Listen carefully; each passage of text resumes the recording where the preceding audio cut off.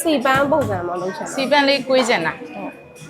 စီပန်းလေးကွေးချင်တာအရင်တော့ကဒါကောက်ထားတယ်နော် ဟုတ်ကောက်ဘူးပဲ အပေါ်ကဘာလုပ်ထားသေးရ အပေါ်ကလည်း rebound လုပ်တာရထင်တယ်ကောက်တော့ တကယ်လို့စီပန်းတကွေးလည်းပဲလုပ်လိုက်မယ်ဆိုလို့ရှိရင်တော့တက်ရက်မှုတော့မရှိဘူးအောက်အဖျားလေးပဲလှနေမှာပေါ့အလှတရားတကယ်လို့အပေါ်ပါ rebound လုပ်လိုက်မယ်ဆိုလို့ရှိရင်တော့တက်ရဲရဲလေးဖြစ်မယ်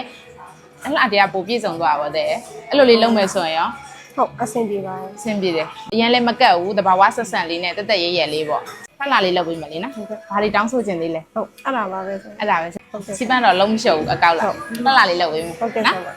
အခုပဲဆက်လိုက်မယ်လေနော်တဲ့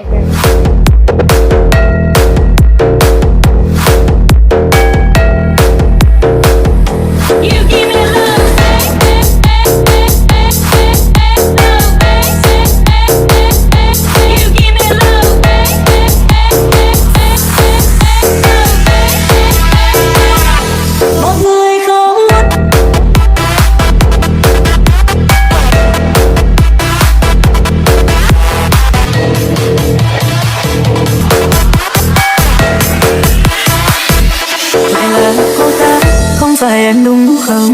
chẳng cần nói cô nếu anh thấy cô ấy quan trọng giờ anh đi em không trách anh đâu thật tâm những gì